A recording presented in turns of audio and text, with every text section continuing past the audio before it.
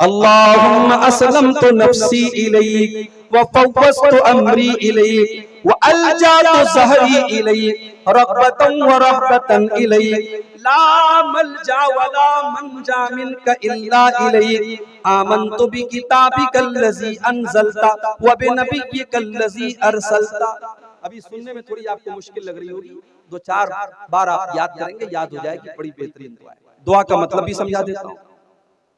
आय अल्लाह, अच्छा देखो, बंदा जब सोता है ना तो अल्लाह के रसूल फरमाते हैं कि बंदा जब सोता है तो समझो मर जाता है।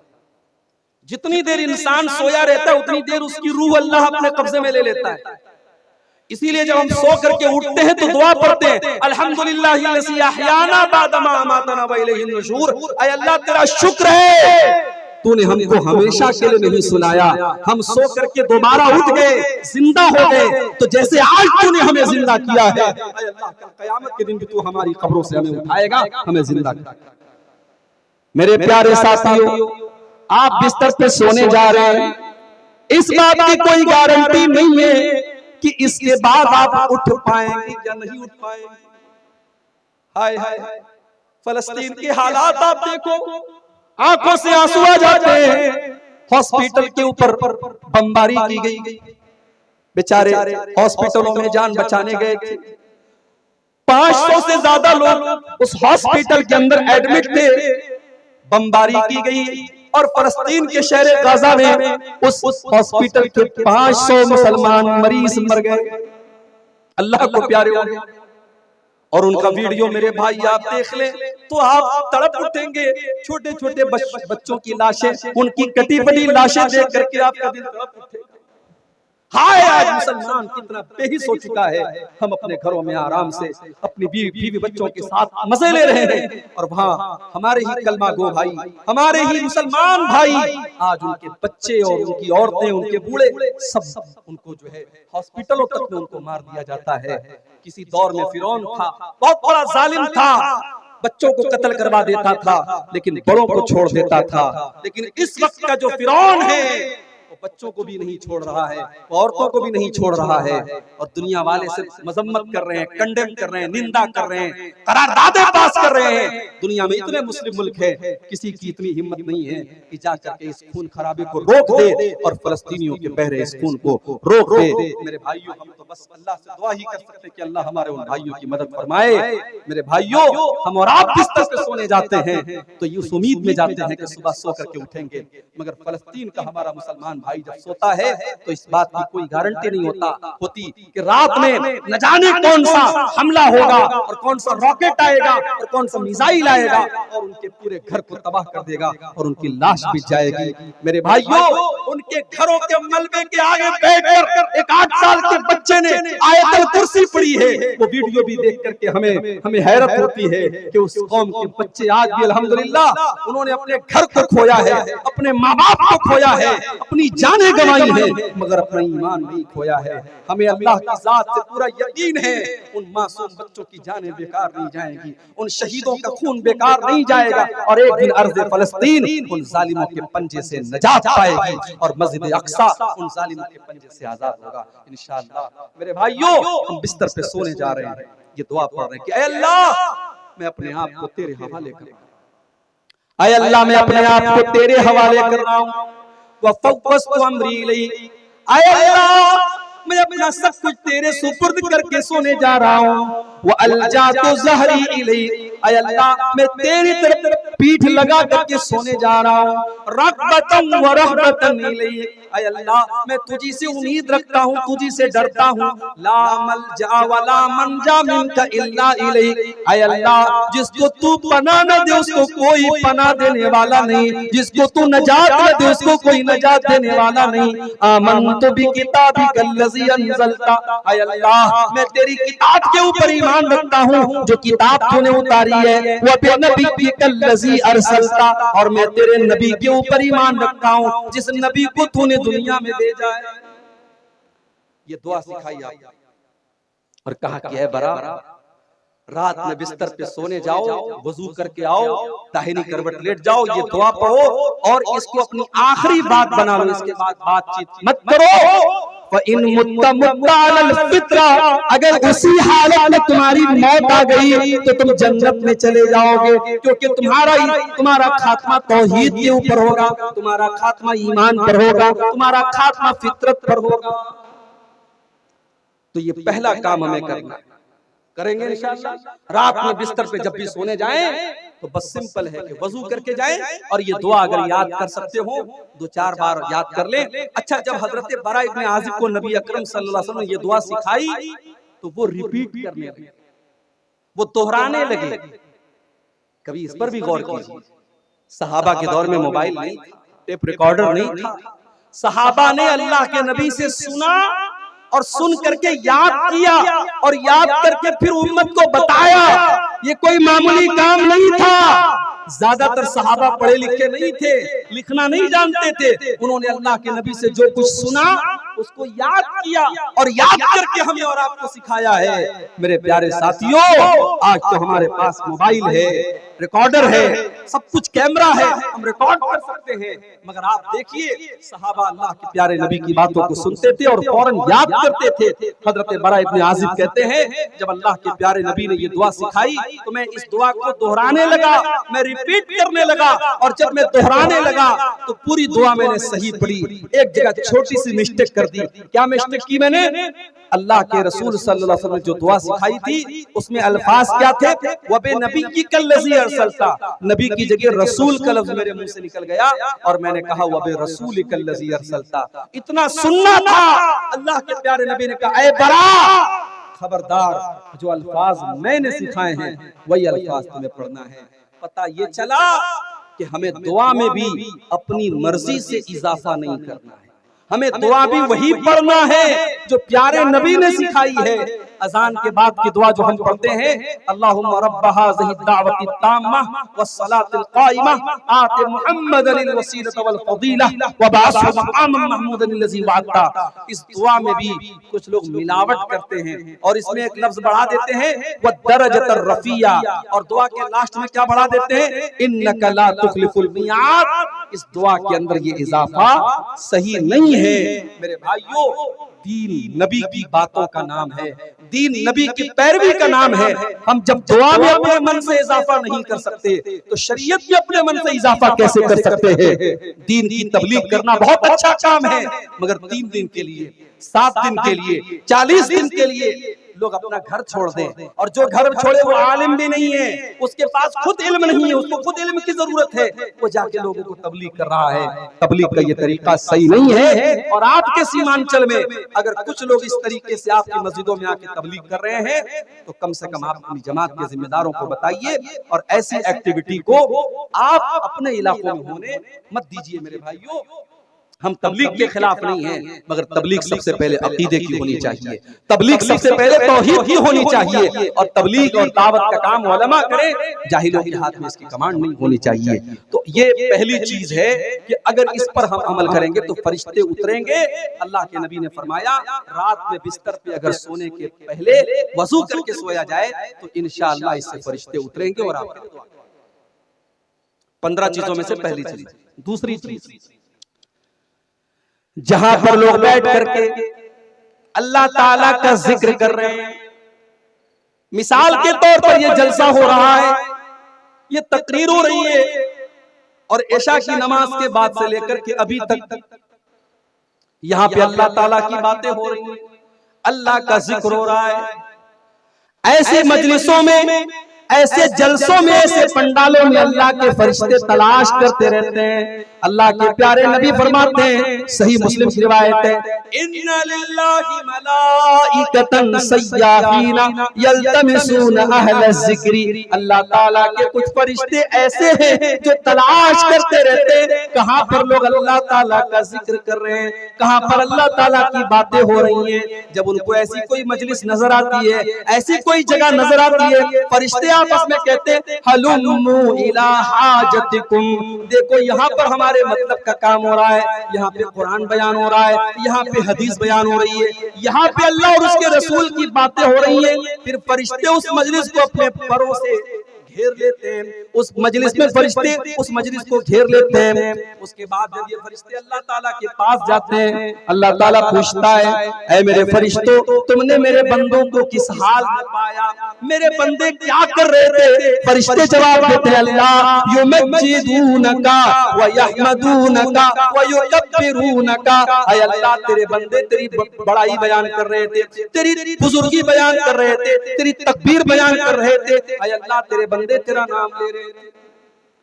फिर अल्लाह पूछता है, फरिश्तों, क्या मेरे बंदों ने मुझे देखा? फरिश्ते कहते, नहीं है अल्लाह, तुझे देखा था।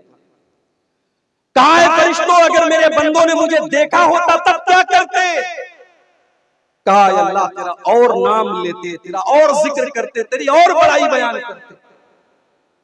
फिर अल्लाह पूछता है, अच्छा मेरे बंदे कुछ मांग रहे थे? कहा है अल्लाह, जन्नत मांग रहे थे। अल्लाह पूछता है, मेरे फरिश्तों, क्या मेरे बंदों ने जन्नत देखी है? फरिश्ते कहते, नहीं अल्लाह, जन्नत देखी तो नहीं। कहा अगर जन्नत देख लेते तो क्या करते? कहा अगर जन्नत देख लेते तो ऐ अल्लाह और ज्यादा जन्नत का सवाल करते, और ज्यादा जन्नत में जाने की कोशिश करते। फिर अल्लाह पूछता है कि ऐ फरिश्तों, क्या मेरे बंदे किसी चीज से मेरी पनाह भी मांग रहे थे? फरिश्ते कहते हैं, हाँ अल्लाह, वो तेरी पनाह मांग रहे थे। का किस चीज से पनाह मांग रहे थे? का जहन्नम से पनाह मांग रहे थे। अल्लाह पूछता है, क्या मेरे बंदों ने जहन्नम देखी है?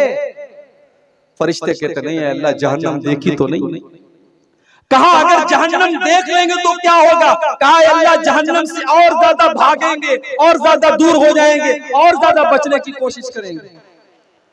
अल्लाह फरमाता है, मेरे फरिश्तों गवारो, जब मेरे बंदे मेरा नाम ले रहे हैं, मेरा जिक्र कर रहे हैं, मुझसे जन्नत का सवाल कर रहे हैं, जहन्नम से पनाह मांग रहे हैं, ऐ फरिश्तों, मैं तुमको गवाह बना के कहता हूँ, मैंने अपने उन बंदों को माफ कर दिया, मैंने उनको बख्श दिया, उनको जन्नत का हकदार बना दिया।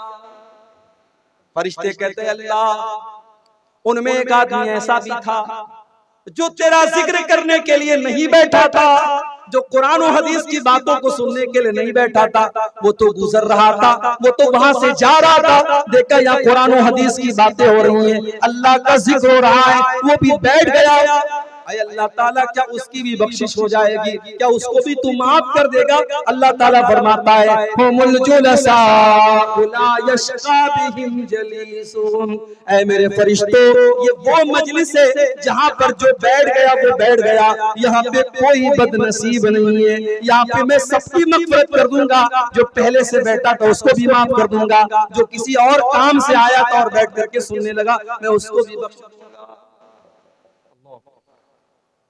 तो ये दूसरा काम। आजकल बड़ी तकरीरें हो रही हैं आपके इलाके।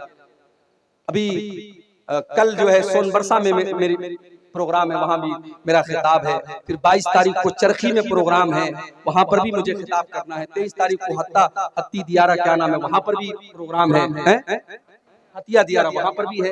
तो करीब करीब में 8-10 किलोमीटर की रेंज में बहुत सारे प्रोग्राम हो रहे हैं। अब हमारे बहुत सारे भाई कहते हैं, यार हाँ, कल 28 को हाजीपुर में है, और इसी तरीके से कई एक प्रोग्राम है आपके इलाके में। अब बहुत सारे लोग कहते हैं, अरे मौलवी साहब कितनी तकरीर सुनेगा भाई, क्या पता जिन्नात गुजर रहे थे, अल्लाह के नबी कुरान पढ़ रहे थे, जिन्नात ने सुना और ईमान ले आए।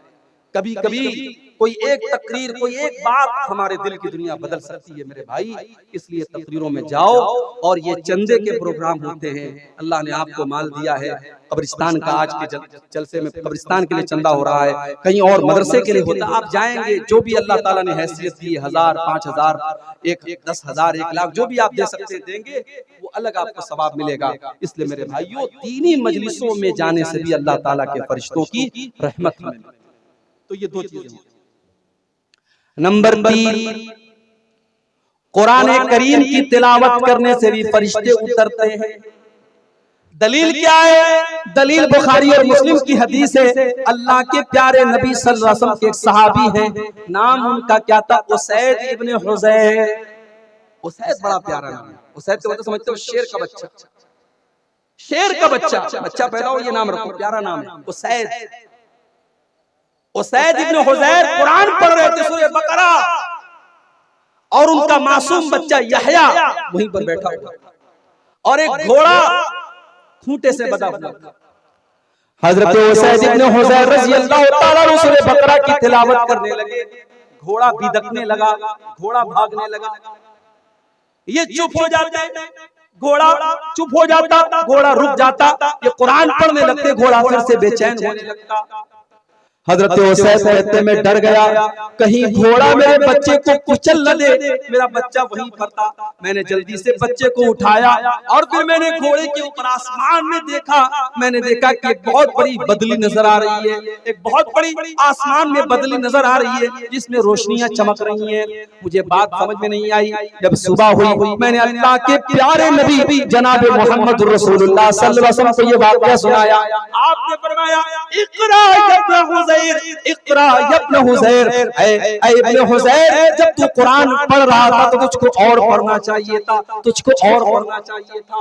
मैंने कहा अल्लाह के नबी, मैं डर गया, मेरा मासूम बच्चा वहीं पर बैठा था, मैं डर गया कि घोड़ा बेचैन हो रहा है, घोड़ा बिदक रहा है, कहीं घोड़ा मेरे बच्चे को रौंद न दे। और मैंने आसमान में देखा तो बदली थी, आसमान में एक साइबान था और उसमें रोशनियां चमक रही थी। अल्लाह के प्यारे रसूल सल्लल्लाहु अलैहि वसल्लम फरमाया कि ऐ उसैद इब्न हुज़ैर, वो आसमान की बदलियां क्या थी, क्या तुम जानते हो? कहा नहीं है अल्लाह के नबी, मैं नहीं जानता। आपने फरमाया वो अल्लाह के फरिश्ते थे। जब तुम कुरान पढ़ रहे थे, अल्लाह के फरिश्ते तुम्हारी कुरान की तिलावत को सुन रहे थे, और अगर तुम पढ़ते रहते तो फरिश्ते सुनते रहते, और सुबह हो जाती तो फरिश्तों को आम लोग भी देख लेते। अगर तुम पढ़ते रहते तो फरिश्ते वहां पर बैठ करके तुम्हारी तिलावत की आवाज सुनते रहते। पता ये चला कि जब हम कुरान पढ़ते हैं तो कुरान पढ़ने से भी फरिश्ते उतरते हैं और फरिश्ते हमारी कुरान की तिलावत को सुनते हैं। इसलिए मेरे भाइयों, आज तो हालत क्या है, आज हालत क्या है हमारी? अपने नौजवानों से पूछना चाहता हूं, मोबाइल के बगैर कितनी देर रह सकते? मोबाइल स्विच ऑफ हो जाए, बैटरी खत्म हो जाए तो नौजवान ऐसा बेचैन हो जाता है जैसे परिंदे का पर कतर दिया जाए। जब तक मोबाइल में चार्जिंग ना हो जाए, मोबाइल ऑन ना हो जाए और ये पता न चल जाए मेरे स्टेटस को कितने लोगों ने देखा, मेरे फेसबुक की पोस्ट को कितने लोगों ने लाइक किया, कितने लोगों के मिस कॉल आए, कितने लोगों के मैसेज आए, तब तक नौजवान को चैन नहीं मिलता। मेरे नौजवान भाइयों, कभी सीने पर हाथ रख करके ये भी देखो और गौर करो, आखिरी बार आपने कुरान कब उठाया, आखिरी बार आपने कुरान को कब हाथ लगाया था?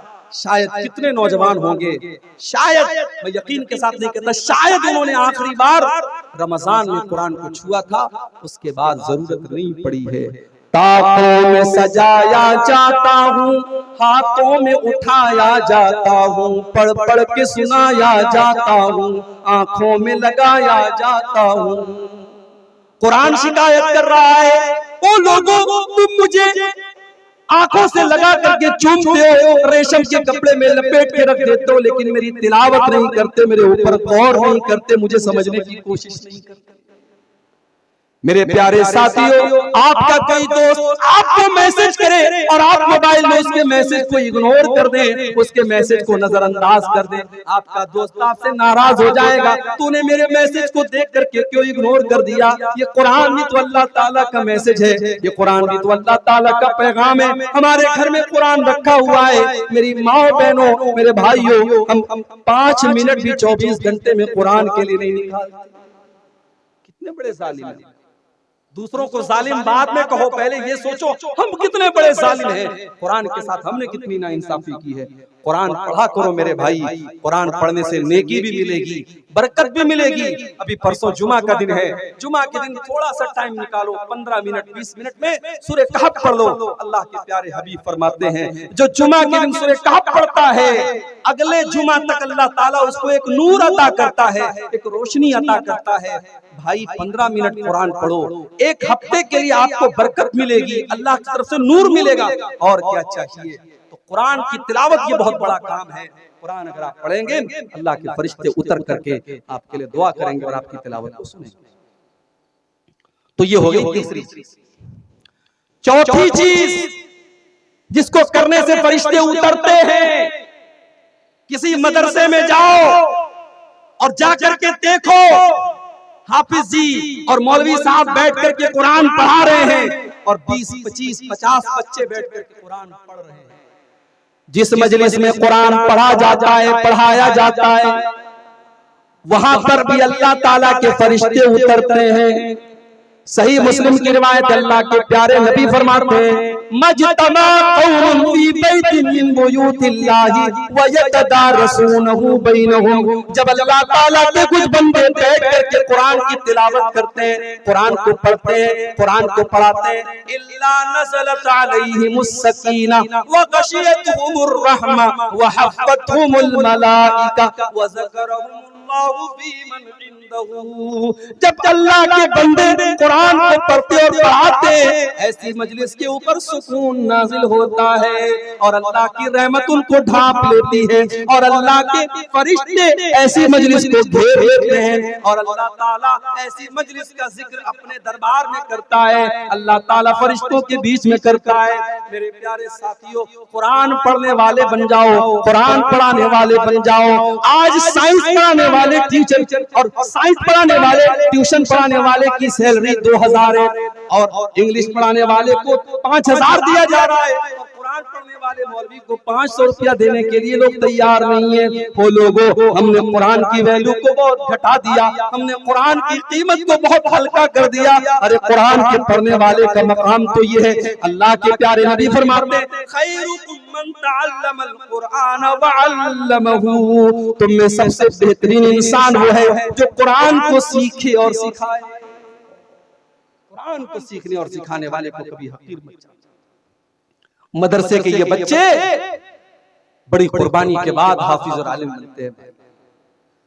इज्जतदार और खुददार सिर्फ आप नहीं है, वो बच्चे भी है। बाप का लाडला है वो, मदरसे में आया है। बहुत सारे मदरसे वहां मतबक का इंतजाम नहीं है, गांव में चाचीर बंदी हुई, बच्चा टिफिन लेता है घर घर, फकीरों की तरह घर घर टिफिन में ले जाके खाना लेता है। क्या बच्चे का दिल अंदर से नहीं कहता ये तू क्या कर रहा है? मगर बाप ने भेजा है कि तुझे आना है तो कुरान का हाफिज बन के आना है, आलिम बन के आना है। अपनी गैरत और खुददारी को कुर्बान करके वो बच्चा मेरे भाइयों घरों से जाके जागे। और कितने मदरसों में जहां मतबक का इंतजाम है वहां भी खाना कैसा बनता है, कभी जाओ। आप लोग तो शेरशाबाजी लोग माशाअल्लाह बड़ा तेल मसाला खाने वाले लोग हैं। जब हम यहाँ पे खाना आता है तो लोग कहते हैं साहब झोल लेंगे, झोल और झोल ले लीजिए, झोल पर झोल डालते रहते हैं। वो मदरसों में आपको झोल नहीं मिलेगा मेरे भाई, पानी की जैसी दाल मिलेगी, बगैर छिला हुआ आलू मिलेगा। और हमारे दौर में, अब हालात हम नहीं बता सकते मौजूदा वक्त में, हमारे दौर में जब हम पढ़ते थे मदरसे में, इम्तिहान के मौके पर, मैं तो हॉस्टल में नहीं रहता था, आता जाता था, लेकिन इम्तिहान के मौके पर जब मैं हॉस्टल में रहता था तो देखता था कि नाश्ते में जो चना मिलता था तो वो चना इम्तिहान के मौके पर वो है मसालेदार मिलता था और बाकी साल में वो बिल्कुल सादा और सिंपल मिलता था। तो हमारे बंगाल के और झारखंड के बच्चे क्या करते थे, वो अलग से उसमें जो है बहुत सारी चीजें मिक्स करके चावल डाल के उसको जो है पकाते थे, बनाते थे। तो बड़ी कुर्बानियां देते हैं मेरे भाई, तब जाके आलिम बनते हैं। इसलिए कुरान के इन हाफिजों की कदर करो, इन आलिमों की कदर करो, इनको हकीर मत समझो मेरे भाई। आपकी नजर में ये हकीर होंगे। कितने मदरसे हैं बेचारे, निजामिया मदरसे वाले मुझे लोग बताते हैं मौलवी साहब 5000 तनख्वाह है। महंगाई के इस दौर में एक लेबर, एक मजदूरी करने वाले की भी डेली की उसकी मजदूरी कम से कम 400-500 रुपया है मेरे भाई। 5000 रुपया महीने पर ये मौलवी काम करता है। और कितने मदरसों में ये मुदर्रिस अपनी तनख्वाह जब तक खुद चंदा करके न लाए तब तक बेचारे को तनख्वाह नहीं मिल सकती। मदरसे का मैनेजमेंट कर जाओ, अपनी तनख्वाह खुद लेकर के आओ, वो बेचारा दौड़ धूप करके चंदा करके लाता है, तब ये मदरसे चलते हैं। बड़ी कुर्बानियों से ये मदरसे चल रहे हैं मेरे भाई। कुरान पढ़ाया जा रहा है, कुरान पढ़ा जा रहा है वहां। इन मदरसों को हकीर मत जानो मेरे भाई। अल्लाह के प्यारे नबी फरमाते हैं, खैरुकुम मन तअल्लमल कुरान व अल्लमहु। तुम में सबसे बेहतरीन इंसान वो है कुरान को सीखता और सिखाता है। कितनी चीजें होंगी? 4 चीजें होंगी। नंबर 5, पांचवा ऐसा अमल जिसके करने पर फरिश्ते उतरते हैं। बहुत सिंपल काम बता रहा हूं। रात में बिस्तर पे सोने जाओ तो आयतल कुर्सी पढ़ लिया करो। आयतल कुर्सी अगर आप बिस्तर पे सोने के टाइम पढ़ेंगे तो क्या होगा? आइए वो हदीस भी आपको सुना देता हूं। अबू हुरैरा रज़ियल्लाहु ताला अन्हु फरमाते हैं, अल्लाह के प्यारे हबीब ने मुझे सदक़े फित्र के गल्ले की रखवाली का जिम्मेदार बनाया। इसका मतलब ये हुआ कि सहाबा के दौर में सदक़े फित्र गल्ला में दिया जाता था, इसलिए पैसे में, जो उलमा कहते हैं पैसे में दिया जाए, पैसे में दिए जाने की गुंजाइश हो सकती है, मगर अफजल और बेहतर ये कि गल्ले में दिया जाए। तो गल्ला 2-3 दिन पहले ही आ जाता था और हजरत अबू हुरैरा उस गल्ले की रखवाली करते थे। वो कहते हैं कि एक दिन मैंने रात में देखा कि एक चोर आया और अनाज की बोरी में से, गल्ले की बोरी में से अनाज निकालने लगा। मैंने हाथ पकड़ा, मैंने कहा क्या कर रहा है? उसने कहा भाई मैं मजबूर आदमी हूँ, मेरे बच्चे भूखे मर रहे थे, मैं बड़ी मजबूरी में ये अनाज निकाल रहा हूँ। हजरत अबू हुरैरा को तरस आ गया, कहा अच्छा चला जा, आइंदा ये काम मत कर। चला गया। दूसरा दिन फिर आया, हजरत अबू हुरैरा कहते फिर वही चोर चोरी करने के लिए आया और गल्ले में से अनाज निकालने लगा बोरी में से। मैंने फिर हाथ पकड़ा और मैंने कहा कि आज मैं तुझे नहीं छोड़ूंगा, मैं तुझे अल्लाह के रसूल के पास लेके जाऊंगा। उसने कहा छोड़ दीजिए, बहुत मजबूरी थी, मैंने बहुत मजबूरी में ये कदम उठाया है, मैं ऐसा नहीं करना चाहता था, मेरे बच्चे भूखे मर रहे हैं इसलिए मैं आया। हजरत अबू हुरैरा को तरस आ गया, कहा अच्छा ठीक है जाओ। तीसरे दिन फिर वही चोर आया और फिर हजरत अबू हुरैरा ने उसका हाथ पकड़ा और कहा बेटा आज तो तुझको नहीं छोड़ूंगा, आज मैं जरूर अल्लाह के रसूल के पास तुझको लेके जाऊंगा। उस चोर ने कहा अबू हुरैरा अगर आप मुझे छोड़ दे तो मैं आपको एक बहुत कीमती बात बताने वाला हूं। कहा बताओ क्या बात है? कहा अबू हुरैरा जब आप रात में बिस्तर पे सोने जाएं तो आयतल कुर्सी पढ़ लिया करें। जब आप आयतल कुर्सी पढ़ के सोएंगे ला यक़रबुका शैतान, तो कोई शैतान आपके करीब नहीं आएगा। वलन यज़ाला अलैका मिनल्लाहि हाफ़िज़ुन, और रात भर अल्लाह ताला की तरफ से एक फरिश्ता आकर के आपकी हिफाजत करता रहेगा। फरिश्ता आकर के आपकी हिफाजत करेगा। हजरत अबू हुरैरा ने कहा अच्छा चलो ठीक है, तुमने इतनी पॉइंट की बात बताई, चलो छोड़ दे। छोड़ दिया उसको। सुबह हुई, अल्लाह के प्यारे नबी के पास आकर के पूरी बात बताई। आपने फरमाया अबू हुरैरा क्या तुम्हें पता है वो चोर कौन था? कहा कि अल्लाह के नबी मैं नहीं जानता। आपने फरमाया कि अबू हुरैरा वो शैतान था। पता ये भी चला कि शैतान चोरी भी करता है और ये भी पता चला कि अनाज वगैरह मुमकिन है शैतान खाता भी हो, इसलिए कि अनाज अगर शैतान चोरी कर रहा था किसके लिए कर रहा था, तो ये भी पता चला कि शैतान चोरी भी करता है और अनाज वगैरह भी वो चुरा सकता है। और अल्लाह के नबी ने कहा कि सदक़ का वो हुआ कज़ूब, अबू हुरैरा वो है तो शैतान है बहुत बड़ा झूठा, मगर जो बात तुमको बताई है बिल्कुल सही बताई है। आयतल कुर्सी अगर तुम पढ़ लोगे तो अबू हुरैरा शैतान तुम्हारे करीब नहीं आएगा। पता ये चला कि शैतान को मालूम है कि कौन सी चीज पढ़ने से मेरे वायरस का एंटी वायरस हो जाता है, शैतान को खूब पता है। जैसे अजान देने से शैतान भाग जाता है, उसी तरीके से यहाँ अल्लाह के रसूल ने फरमाया कि आयतल कुर्सी अगर आप रात में बिस्तर पे सोने के टाइम अगर पढ़ लेंगे तो शैतान दूर हो जाएगा और अल्लाह की तरफ से फरिश्ता उतरेगा। और फरिश्ता क्या करेगा? वो रात भर आपकी हिफाजत करेगा। तो ये भी एक बहुत बड़ा अहम काम है मेरे भाइयों, अगर इस काम को हम करेंगे तो अल्लाह ताला का फरिश्ता उतरेगा। और आगे बढ़िए। नंबर 6, छठी चीज, अगर कोई इंसान ईमान वाला है और अपने ईमान के ऊपर वो डटा रहता है, अपने ईमान से कभी कॉम्प्रोमाइज नहीं करता है, चाहे उसको धमकी दी जाए, चाहे उसको लालच दिया जाए, वो ईमान के ऊपर डटा रहता है, तो ऐसे इंसान के ऊपर भी अल्लाह ताला के फरिश्ते उतरते हैं। इन्नल्लज़ीना क़ालू रब्बुनल्लाहु सुम्मस्तक़ामू ततनज़्ज़लु अलैहिमुल मलाइकतु अल्ला तख़ाफू वला तहज़नू। जो लोग ये कहते हैं हमारा परवरदिगार अल्लाह है, हमारा रब अल्लाह है, और फिर उसी के ऊपर डट जाते हैं, उसी के ऊपर जम जाते हैं, उनके उनके पास फरिश्ते उतरते हैं, उनके पास फरिश्ते आते हैं और फरिश्ते आकर के कहते हैं अल्लाह तखाफू, तुम्हें डरने की कोई जरूरत नहीं है, वला तहज़नू, और तुम्हें गमगीन होने की कोई जरूरत नहीं है, व अबशिरू बिल जन्नतिल लती कुंतुम तुअदून, जिस जन्नत का तुमसे वादा किया गया है वो जन्नत तुमको मिल करके रहे। इस्तिकामत, ईमान के ऊपर कायम रहना। आज तो कितनी मुसलमान लड़कियां हैं, प्यार और मोहब्बत का डोरा किसी ने डाला, उसी के साथ भाग गई, फरार हो गई। इससे कोई मतलब नहीं वो मुसलमान है, वो गैर मुस्लिम है, वो क्या है। इश्क और मोहब्बत का चश्मा लग गया आंखों पे, माँ बाप की न इज्जत नजर आई, न खानदान की इज्जत नजर आई, न अल्लाह का दीन नजर आया, मोहब्बत के नाम पे सब कुछ बेच दिया। मेरी प्यारी माँ और बहनों, आज इस पर भी हमें गौर करने की, मुझे अफसोस के साथ कहना पड़ता है, सीमांचल की अक्सर मस्जिदों में जुमा की नमाज में औरतों का इंतजाम नहीं। अक्सर मस्जिदों में जुमा की नमाज में औरतों का इंतजाम नहीं है।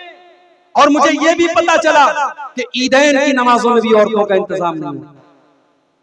और हम बड़े फख्र से कहते हैं साहब, शेरशाबादी जमात, शेरशाबादी बरादरी 100% अहले हदीस बरादरी है। किस किस तरीके के अहले हदीस हैं? अगर हम अहले हदीस हैं तो अल्लाह के रसूल की उन हदीसों का क्या मतलब है जिसमें आपने ईदगाह में और ईद की नमाज में और ईदैन की नमाज में आपने औरतों को ले जाने का। आपने यहां तक फरमाया अगर किसी औरत के पास चादर नहीं, अपनी पड़ोसी की चादर ले ले, अपनी बहन की चादर ले ले, लेकिन जाए। आपने यहां तक फरमाया अगर औरत पीरियड में, औरत अगर हैज की हालत में, तब भी वो ईदगाह में जाएगी, नमाज नहीं पढ़ेगी, नमाज से दूर रहेगी, मगर जब इमाम साहब दुआ करेंगे तो दुआ में शामिल रहेगी। इतनी ताकीद है, आपने अपनी औरतों को ईद और बकरीद की नमाज से महरूम कर दिया। जुमा की नमाज में औरतों का इंतजाम क्यों नहीं है? अगर आप एक फ्लोर मस्जिद बनाते, क्या वो 2 फ्लोर नहीं बन सकते? अगर आपकी मस्जिद में 500 लोगों का इंतजाम है, क्या उसमें एक रूम औरतों के लिए नहीं बन सकता? आप चाहेंगे तो सब कुछ हो सकता है। और जिस दिन आपने मस्जिदों में औरतों का इंतजाम कर दिया और औरतें पाबंदी से जुमा की नमाज में आने लगी, मैं गारंटी देता हूं, लिख के देता हूं, आपके इलाकों की तस्वीर बदल जाएगी। ये जलसे जो होते हैं ना, इन जलसों में तकरीर लोग इंटरटेनमेंट और मनोरंजन के तौर पर सुनते हैं, लेकिन जुमा का जो खुतबा होता है आधा घंटे का, 40 मिनट, उसमें सारी पब्लिक सुनने के लिए आई है। वहां कोई बैठ करके सुर्ती नहीं खा रहा है, कोई खैनी नहीं खा रहा है, कोई चाय नहीं पी रहा है, कोई पान नहीं खा रहा है, वहां सारे लोग बावजू होकर के बैठे हैं, गौर से सुन रहे हैं। जुमा की नमाज में अगर आपने औरतों का इंतजाम रख दिया, साल में 50 जुमा का खुतबा होता है, 52 जुमा का खुतबा होता है, आपके घर की औरतें 52 तकरीर सुनेंगी, 52 तकरीर सुनेगी, उनके दीन में इजाफा होगा, उनके इल्म में इजाफा होगा। वो औरतें अगर किसी मदरसे में पढ़ी लिखी नहीं है, आलिमा नहीं है, फाजिला नहीं है, स्कूल की पढ़ी है, कॉलेज की पढ़ी है, लेकिन सिर्फ जुमा का खुतबा अगर आप उनके लिए इंतजाम कर देंगे, तो मेरे भाइयों, कल कोई बहरूपिया इश्क और मोहब्बत के नाम पर उनको ले जाने की कोशिश करेगा। उसने 52 जुमा के खुतबे सुने होंगे, उसके पास दीन का इल्म होगा, मोहब्बत और प्यार के उस धोखे में नहीं आएगी।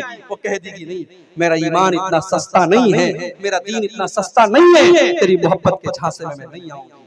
आज अगर हमारी कौम की बेटियां ये कदम उठा रही हैं, मुझे कहने दीजिए कहीं न कहीं उसके जिम्मेदार हम और आप हैं। हमने अपनी औरतों को दीन की तालीम नहीं दी है। तो ये बहुत बड़ी चीज है कि आप अपने घर की औरतों को दीन की तालीम दें, उनको बताएं कि दीन क्या है, उनको बताएं कि ईमान क्या है, और उसके बाद वो अपने ईमान पर डटने वाली बनेगी। हमने तारीख में सुमैया रज़ी अल्लाह अन्हा का वाक़या पढ़ा। सुमैया कौन है? अम्मार की माँ है, यासिर की बीवी है। उनको अबू जहल ने बांधा हुआ है, तपती रेत पर और खुले आसमान के नीचे सूरज ढक रहा है, और हजरत सुमैया को बांधा हुआ है। और अबू जहल कहता है, सुमैया अगर तूने मोहम्मद का दीन न छोड़ा, अगर तूने इस्लाम न छोड़ा, तो सुमैया तेरे शौहर के सामने, तेरे जवान बेटे के सामने मैं तुझे नंगा कर दूंगा। अल्लाह, एक माँ के लिए इससे बढ़ के तकलीफ की बात क्या होगी मेरे भाई। एक माँ को अगर उसके जवान बेटे के सामने नंगा कर दिया जाए, बेलिबास कर दिया जाए, एक माँ के लिए इससे बढ़ के तकलीफ की बात है। ऐ सुमैया तेरे ईमान का क्या कहना, ऐ सुमैया तेरे इस्तिकामत का क्या कहना, तूने अबू जहल की बात नहीं मानी। सुमैया को नंगा कर दिया गया, जवान बेटे के सामने उसकी माँ को नंगा कर दिया गया और बड़ी बेदर्दी से सुमैया को शहीद कर दिया अबू जहल ने। वो मेरी प्यारी माँ बहनों, सुमैया ने जान दे दी मगर ईमान नहीं दिया। सुमैया ने जान दे दी मगर तौहीद का दामन नहीं छोड़ा। ऐसे ही लोगों के बारे में अल्लाह कह रहा है, इन्नल्लज़ीना क़ालू रब्बुनल्लाहु सुम्मा इस्तक़ामू ततनज़्ज़लु अलैहिमुल मलाइका। ईमान के ऊपर जो लोग जम जाते हैं उनके पास फरिश्ते आते हैं और फरिश्ते कहते हैं हम तुम्हारी मदद करेंगे। नहनु औलियाउकुम फिल हयातिद दुनिया व फिल आखिरह। ऐ अल्लाह के बंदो घबराओ नहीं, हम दुनिया में भी तुम्हारी मदद करेंगे और आखिरत में भी हम तुम्हारी मदद करेंगे। वलकुम फीहा मा तश्तही अनफुसुकुम वलकुम फीहा मा तदऊन। और जन्नत में तुमको वो सब मिलेगा जिसकी तुम तमन्ना करोगे, जिसकी तुम आरज़ू करोगे। तो कितनी चीजें हो गई? 6 चीजें। नंबर 7, सातवां ऐसा अमल कि अगर उसको हम करेंगे तो फरिश्ते उतरेंगे। बहुत ही सिंपल चीज बता रहा हूं। रमजान के अंदर एक रात है, उस रात का नाम है कद्र की रात। वो कौन सी रात है? वो रमजान के आखिरी अशरे की कोई एक रात है। उस रात में अगर आप इबादत करेंगे फरिश्ते उस रात में उतरते हैं। इन्ना अंज़लनाहु फी लैलतिल क़द्र वमा अदराका मा लैलतुल क़द्र लैलतुल क़द्रि खैरुम मिन अल्फ शहर। मेरे बंदो, तुम्हें क्या पता कि लैलतुल क़द्र क्या है? लैलतुल क़द्र 1000 महीनों से अफजल है। कैलकुलेटर पे कैलकुलेट कर लो, 1000 में 12 से अगर आप भाग देंगे तकरीबन 84 आता है। एक रात इबादत करेंगे आप, 84 साल की इबादत का सवाब आपको मिलेगा। एक रात की इबादत 5 घंटे की, 6 घंटे की इबादत का सवाब 84 साल के बराबर आपको मिलेगा। और अल्लाह फरमाता है तनज़्ज़लुल मलाइकतु वरूहु फीहा बिइज़्नि रब्बिहिम मिन कुल्लि अम्र। उस रात में अल्लाह के फरिश्ते उतरते हैं, उस रात में जिब्रील अमीन उतरते हैं, जिब्रील उतरते हैं और अल्लाह के फरिश्ते उतरते हैं। तो मेरे भाइयों, उस रात में हम और आप इबादत करें। रमजान का आखिरी अशरा आता था, हदीस के अल्फाज हैं, अम्मा आयशा फरमाती हैं अल्लाह के प्यारे नबी सल्लल्लाहु अलैहि वसल्लम अपने घर वालों को भी जगाते थे और खुद भी जागते थे और घर वालों को भी रात भर इबादत करवाते थे, खुद भी इबादत करते थे। तो शबे कद्र में हम और आप इबादत करेंगे तो अल्लाह के। अच्छा, शबे कद्र का नाम शबे कद्र क्यों पड़ा?